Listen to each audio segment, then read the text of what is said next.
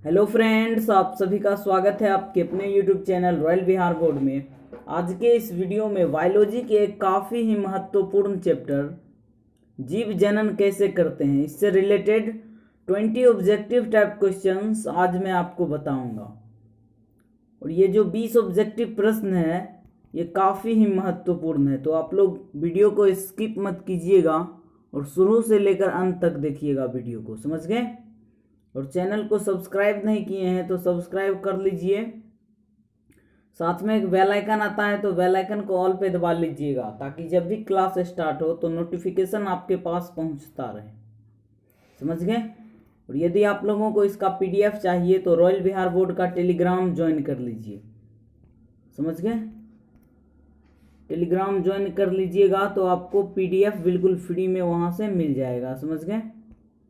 और ये इसका पार्ट 1 वीडियो है, काफ़ी ही महत्वपूर्ण होने वाला है ये वीडियो, तो आप लोग वीडियो को शुरू से लेकर अंत तक देखिएगा और अपने दोस्तों में शेयर कर लीजिए। आइए शुरू करते हैं पहले नंबर प्रश्न से। पहला नंबर प्रश्न देख लीजिए क्या कह रहा है।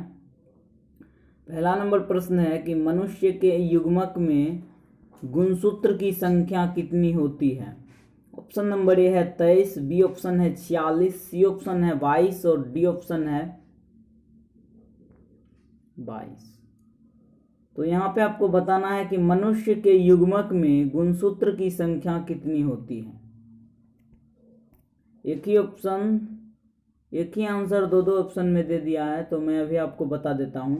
मनुष्य के युग्मक में गुणसूत्र की संख्या कितनी होती है, तो 46 जोड़ा होती है, समझ गए।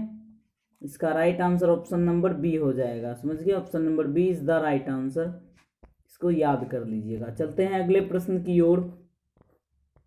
अगला प्रश्न देख लीजिए क्या कह रहा है। अगला प्रश्न है कि पराग कोश में होते हैं। ऑप्शन नंबर ए है बाह्य दल, ऑप्शन नंबर बी है अंडाशय, सी ऑप्शन है अंडक और डी ऑप्शन है पराग कणे। तो आपको यहाँ पे बताना है कि पराग कोश में क्या होता है। तो पराग कोश में क्या होता है, तो पराग कोश में परागकण होता है, समझ गए। ऑप्शन नंबर डी इसका राइट आंसर हो जाएगा। चलते हैं अगले प्रश्न की ओर। अगला प्रश्न देख लीजिए क्या कह रहा है। अगला प्रश्न है कि तने द्वारा कायिक प्रवर्धन होता है। ऑप्शन नंबर ए है पुदीने में, ऑप्शन नंबर बी है हल्दी में, सी नंबर ऑप्शन है अदरक में और डी नंबर ऑप्शन है सभी में। तो यहाँ पे आपको बताना है कि तने द्वारा कायिक प्रवर्धन किस में होता है। तो इन सभी में होता है, पुदीने में, हल्दी में और अदरक में, इन तीनों में। तो यहाँ पे इसका राइट आंसर क्या हो जाएगा, ऑप्शन नंबर डी हो जाएगा, समझ गए। Option number D is the right answer. चलते हैं अगले प्रश्न की ओर। अगला प्रश्न देख लीजिए क्या कह रहा है। अगला प्रश्न है काफी महत्वपूर्ण है, आप लोग वीडियो को फटाफट से शेयर कर लीजिए, समझ गए। देख लीजिए क्या कह रहा है ये क्वेश्चन कि फूल का कौन सा भाग फल में बदलता है। ए नंबर ऑप्शन है पुंकेसर, बी ऑप्शन है स्त्रीकेसर, सी ऑप्शन है अंडाशय और डी ऑप्शन है बीज। तो आपको यहाँ पे बताना है कि फूल का कौन सा भाग फल में बदलता है। तो अंडाशय जो है, फूल का अंडाशय का भाग जो होता है वो फल में बदलता है, समझ गए। ऑप्शन नंबर सी इसका राइट आंसर हो जाएगा। चलते हैं अगले प्रश्न की ओर। अगला प्रश्न देख लीजिए क्या कह रहा है। अगला प्रश्न काफी ही महत्वपूर्ण है। फूल में नर जनन अंग होता है। ऑप्शन नंबर ए है पुंकेसर, बी नंबर ऑप्शन है अंडक, सी ऑप्शन है वर्तिकाग्र और डी ऑप्शन है वर्तिका। तो आपको यहाँ पे बताना है कि फूल में नर जनन अंग कौन होता है। तो इसका right answer option number A हो जाएगा पुंकेसर, समझ गए। Option number A is the right answer. काफी ही महत्वपूर्ण ये सारे प्रश्न हैं, तो आप लोग सारे प्रश्न को याद करके एग्जाम देने जाइएगा, समझ गए। काफी ही महत्वपूर्ण है। चलते हैं अगले प्रश्न की ओर। अगला प्रश्न देख लीजिए क्या कह रहा है, यह भी काफी महत्वपूर्ण है। एक लिंगी पादप का उदाहरण है। ऑप्शन नंबर ए है सरसों, बी नंबर ऑप्शन है पपीता, सी नंबर ऑप्शन है अड़हुल और डी ऑप्शन है मटर। तो आपको यहाँ पे बताना है कि एक लिंगी पादप कौन है। तो पपीता एक लिंगी पादप है, समझ गए। ऑप्शन नंबर बी इसका राइट आंसर हो जाएगा। चलते हैं अगले प्रश्न की ओर। अगला प्रश्न देख लीजिए क्या कह रहा है। अगला प्रश्न कह रहा है कि ईस्ट किस वर्ग का एक कोशिकीय जीव है। ऑप्शन नंबर ए है शैवाल, बी ऑप्शन है कवक, सी ऑप्शन है जीवाणु और डी है कोई नहीं। तो आपको यहाँ पे बताना है कि इष्ट जो है किस वर्ग का एक कोशिकीय जीव है। तो इष्ट जो है कवक वर्ग का एक कोशिकीय जीव है, समझ गए। ऑप्शन नंबर बी इसका राइट आंसर हो जाएगा। चलते हैं अगले प्रश्न की ओर। अगला प्रश्न देख लीजिए क्या कह रहा है कि पुष्प के केंद्र में अवस्थित मादा जननांग है। ऑप्शन नंबर ए है स्त्री केसर, बी नंबर ऑप्शन है पुंकेसर, सी ऑप्शन है परागकण और डी ऑप्शन है परागकोश। तो आपको यहाँ पे बताना है कि पुष्प के केंद्र में अवस्थित मादा जननांग है, क्या है। तो इसका right answer option number A हो जाएगा स्त्री केसर, समझ गए। ऑप्शन नंबर ए इसका राइट आंसर हो जाएगा। चलते हैं अगले प्रश्न की ओर। अगला प्रश्न देख लीजिए क्या कह रहा है। अगला प्रश्न है कि पौधों के मादा युग्मक को कहते हैं। ऑप्शन नंबर ए है अंडाशय, बी नंबर ऑप्शन है भ्रूणकोश, सी ऑप्शन है बीजांड और डी ऑप्शन है चैलेजा। तो आपको यहाँ पे बताना है कि पौधों के मादा युग्मक को क्या कहते हैं। ऑप्शन नंबर सी इसका राइट आंसर हो जाएगा बीजांड, समझ गए। सी इज द राइट आंसर। चलते हैं अगले प्रश्न की ओर। फटाफट से इन सभी क्वेश्चंस को सॉल्व कर लेते हैं। देख लीजिए क्या कह रहा है ये प्रश्न कि पुष्प के केंद्र में अवस्थित मादा जननांग है। ऑप्शन नंबर ए है स्त्री केसर, बी नंबर ऑप्शन है पुंकेसर, सी ऑप्शन है परागकण और डी है परागकोश।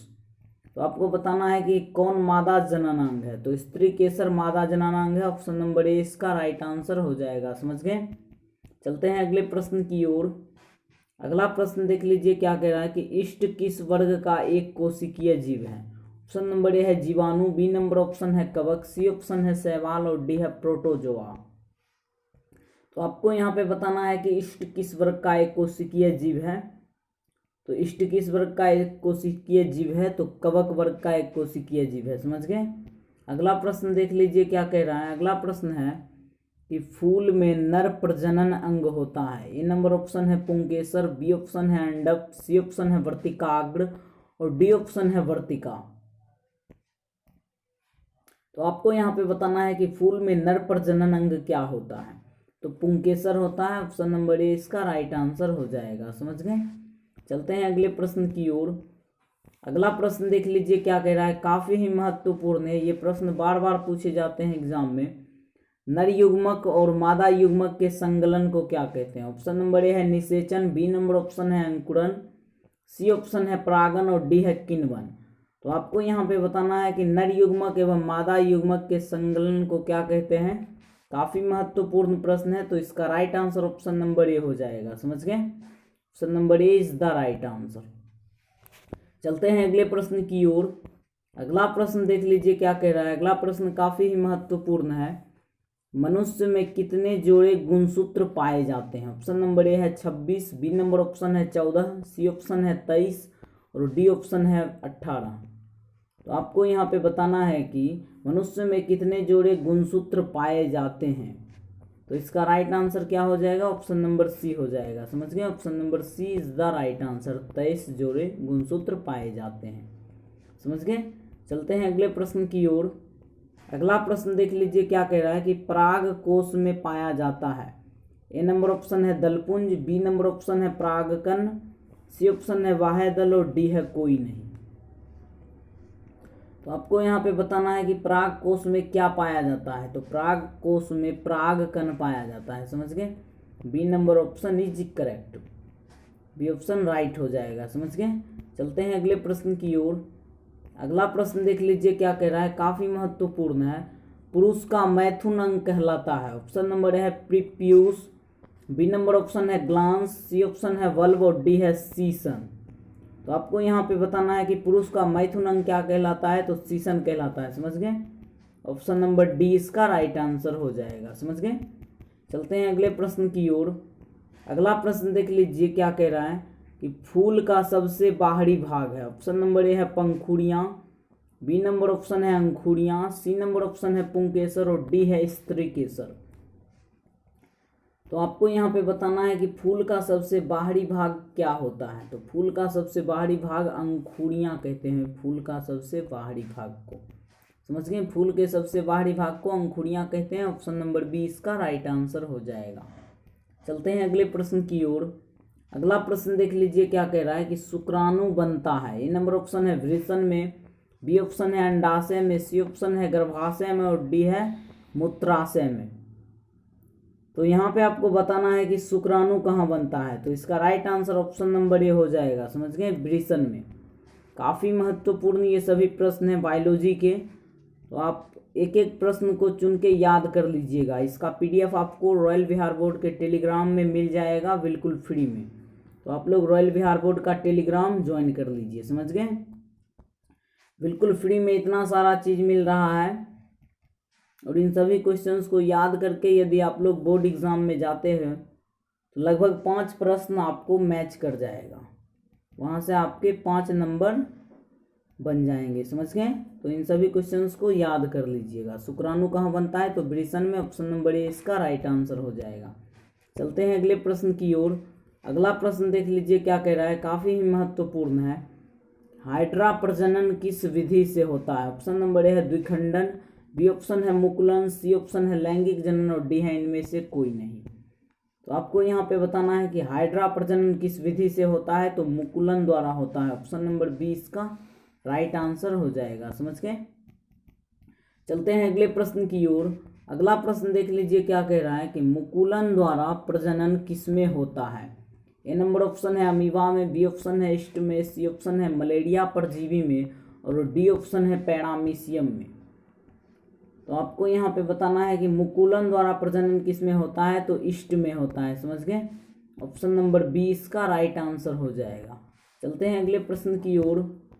अगला प्रश्न देख लीजिए क्या कह रहा है कि अंडाणु निषेचित होता है। ऑप्शन नंबर ए है योनि में, बी ऑप्शन है गर्भाशय में, सी ऑप्शन है फैलोपियन नलिका से और डी ऑप्शन है अंडाशय से। तो आपको यहाँ पे बताना है कि अंडाणु निषेचित होता है, तो इसका right answer option number C हो जाएगा, फैलोपियन नलिका से, समझ गए। Option number C is the right answer. चलते हैं अगले प्रश्न की ओर। सो आज का टोटल प्रश्न जो है, टोटल प्रश्न आज क्लियर हो गया है। आज के लिए इतना ही था। यदि आप लोगों को इसका पीडीएफ चाहिए तो आप लोग रॉयल बिहार बोर्ड का टेलीग्राम ज्वाइन कर लीजिए। मैं बार बार कहता हूँ और बिल्कुल फ्री में आप लोगों को इसका पीडीएफ और अन्य वीडियो में जितने भी क्वेश्चंस हैं उनका पीडीएफ आपको बिल्कुल फ्री में मिल जाएगा टेलीग्राम में, समझ गए। और वीडियो कैसा लगा आप लोग कमेंट में लिख के बताइएगा। आज के लिए इतना ही था, मिलते हैं नेक्स्ट वीडियो में, तब तक के लिए धन्यवाद।